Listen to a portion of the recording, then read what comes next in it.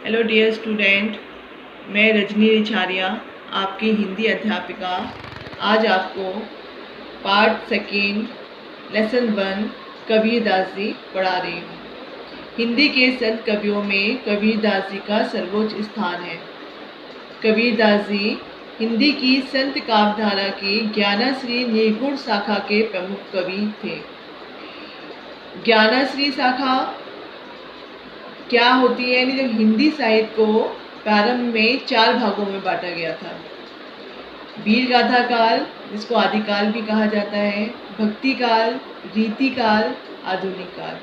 वीर गाथा काल यानी इस काल में कवि जो थे वो राजाओं की वीरता का वर्णन काव्यों के माध्यम से करते थे।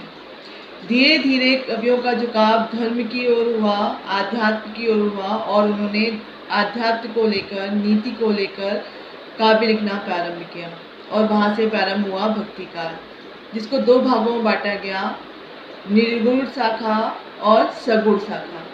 निर्गुण शाखा, इस शाखा के कवि जो थे वह ईश्वर की उपासना निराकार और निर्गुण रूप में करते थे। यानी वो मानते थे कि ईश्वर गुण और अवगुण इन दोनों की सीमा से अलग है, परे है, उसको इन दोनों की सीमाओं में नहीं बांधा जा सकता और ईश्वर का जो रूप है वो निराकार है।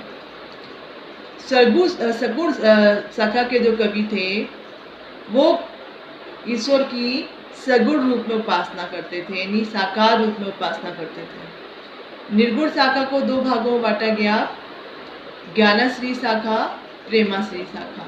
ज्ञानश्री शाखा के जो कवि थे उन्होंने ज्ञान को लेके, वैराग्य को लेके, धर्म को लेके अपनी रचनाएं लिखी, जिनमें प्रमुख कवि थे कबीरदास जी और अन्य कवि थे दादू, रैदास आदि।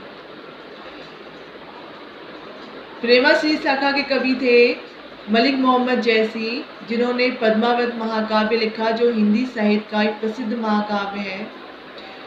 सगुण शाखा को भी 2 भागों में बांटा गया, रामाश्री शाखा और कृष्णाश्री शाखा। रामाश्री शाखा के कवि जो थे उन्होंने श्री राम को लेकर अपने काव्यों की रचना की। उनमें प्रमुख कवि थे तुलसीदास जी। कृष्णाश्री शाखा के जो कवि थे वो उनमें प्रमुख कवि थे सूरदास जी, जिन्होंने कृष्ण भगवान को लेकर अपने काव्य की रचना की। तो इस प्रकार से जो कबीरदास जी थे वो हिंदी साहित्य की संत काव्यधारा की ज्ञानश्री निर्गुण शाखा के प्रमुख कवि थे। इनका जन्म सन 1398 को माना जाता है। इनकी मृत्यु के विषय में भी विवाद है, किंतु अधिकतर विद्वान इसे सन 1495 में मानते हैं। कबीरदास जी ने प्रसिद्ध वैष्णव संत स्वामी रामानंद से दीक्षा ली। कुछ लोग इन्हें सूफी संत शेख तकी का भी शिष्य मानते हैं। कुछ लोगों का मानना है कि इनका पालन पोषण एक मुसलमान जुल्हा दंपति नीरू और नीमा ने किया था। कबीरदास जी पढ़े लिखे नहीं थे। संत साधुओं आदि के साथ बैठ के इन्होंने ज्ञान प्राप्त किया। इन्होंने साखियों और पदों की रचना की, जिनमें एक निर्भीक समाज सुधारक का स्वर सुनाई पड़ता है। कबीरदास जी ने अपनी रचनाओं के माध्यम से उन लोगों पे करारा व्यंग्य किया है जो धर्म के नाम पे दिखावा करते हैं। कबीरदास जी निर्गुण और निराकार ईश्वर के उपासक थे, इसलिए इन्होंने मूर्ति पूजा, कर्मकांड और बाहरी आडंबरों का खुलकर विरोध किया। इन्होंने हिंदू मुस्लिम एकता का भी नारा बुलंद किया तथा दोनों ही संप्रदायों में व्याप्त रूढ़ियों और धार्मिक रूढ़ियों के विरुद्ध आवाज उठाई और राम रहीम की एकता में विश्वास पैदा करने का बीड़ा भी उठाया। कबीर की वाणी का संग्रह बीजक नाम से प्रसिद्ध है। इसके 3 भाग हैं, साखी, सवद, रमेनी। कबीरदास जी की जो भाषा थी उसमें उन्होंने अनेक भाषाओं के शब्द देखने को मिलते हैं। यानी कबीर की भाषाओं में अनेक भाषाओं के शब्दों का मेल है, इसलिए इनकी भाषा को पंचमेल खिचड़ी भी कहा जाता है और सधुकड़ी भी कहा जाता है। सधुकड़ी नहीं, साधुओं की भाषा, क्योंकि इन्होंने ये संत और साधुओं के साथ बैठते थे, तो इनको जिस भी भाषा का शब्द सही लगा वही उसी भाषा के शब्द को गहर करके इन्होंने अपने काव्यों की रचना की। इनके द्वारा लिखे जो आपके जो कोर्स में है साखी, दोहे। उसमें फर्स्ट है, गुरु गोविंद दो खड़े काके लागू पाए, बलिहारी गुरु आपनो जिन गोविंद दियो बताए। हिंदी साहित्य के निर्गुणवादी कवि कबीर द्वारा रचित इस दोहे में गुरु और भगवान दोनों की तुलना करके गुरु के स्थान को ईश्वर से अधिक बड़ा बताया गया है।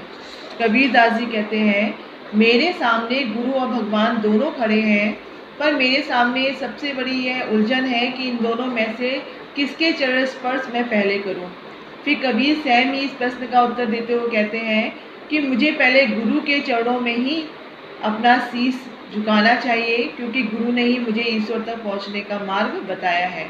अर्थात मार्ग बताने वाला बड़ा होता है और गुरु ने मार्ग बताया, तभी मुझे ईश्वर की प्राप्ति हुई है।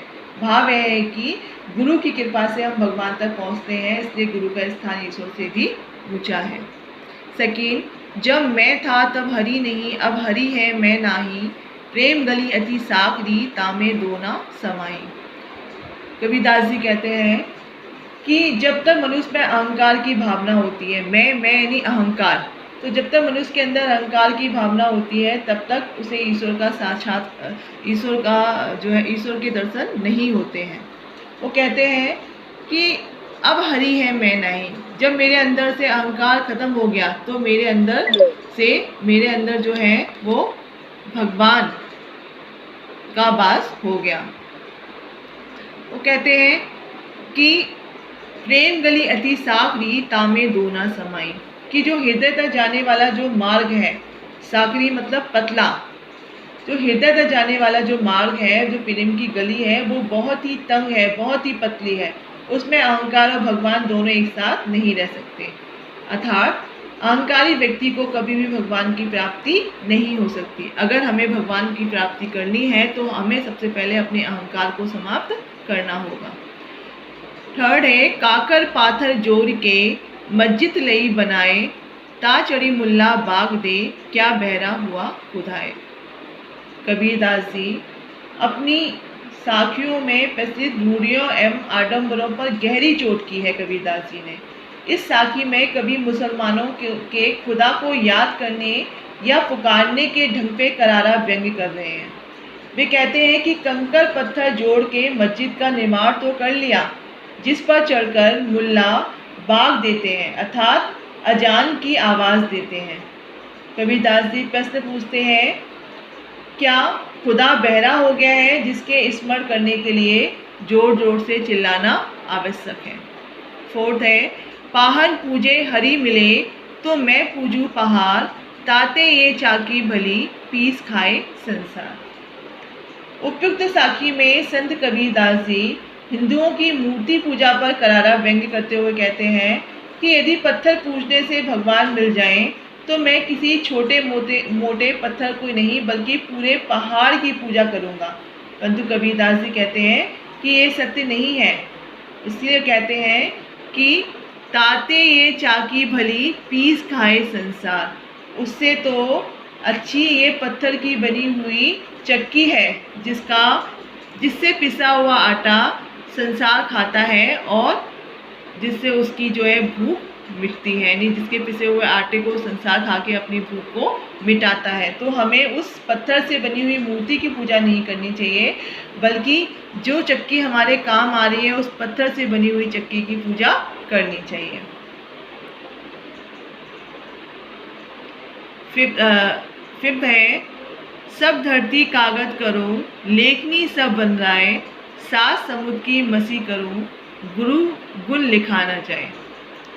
प्रस्तुत साखी में कबीरदास जी कहते हैं कि भगवान के गुण अनंत हैं। अनंत यानी जिसका कभी हम वर्णन नहीं कर सकते, असीम है, यानी जिसको हम किसी सीमा में नहीं बांध सकते। और इसी बात को उन्होंने साखी के द्वारा बताया है। वे कहते हैं कि भगवान के अनंत गुणों का बखान नहीं किया जा सकता, उन्हें संपूर्ण रूप से लिखकर भी प्रकट नहीं किया जा सकता। इसके लिए वो कहते हैं कि यदि मैं सब धरती का कागज बना लूँ, जितनी भी धरती है उस सबको कागज बना लूँ, और लेखनी सब बन रहा है यानी जंगल की लकड़ी, जंगल में जितने भी पेड़ हैं उन सब पेड़ों की लकड़ी की कलम लेखनी बना लूँ, यानी कलम बना लूँ। सात समुद्र की मसी करूँ, मसी यानी स्याही, और 7 समुद्रों की जो समुद्र का जो पानी है उसको मैं स्याही बना लूँ, गुरु गुण लिखा ना जाए, तब भी गुरु के गुणों को नहीं लिखा जा सकता। गुरु यानी गुरु को कहीं कहीं पर इस साखी में गुरु ना देकर 7 प्रभु गुण लिखा ना जाए ये दिया हुआ है, तो गुरु की जगह प्रभु आएगा। तो अगर हम सब धरती को कागज़ बना लें और जंगल की सभी लकड़ियों की लेखनी बना लें, 7 समुद्र की स्याही 7 समुद्रों को स्याही बना लें, फिर भी प्रभु के गुणों को नहीं लिख पाएंगे। यानी ये सब चीज़ें जो है प्रभु के गुण लिखते लिखते कम पड़ जाएंगी, क्योंकि प्रभु के गुण जो है वो अनंत है और ये सभी सामान उनके गुणों का वर्णन करने के लिए पर्याप्त नहीं है।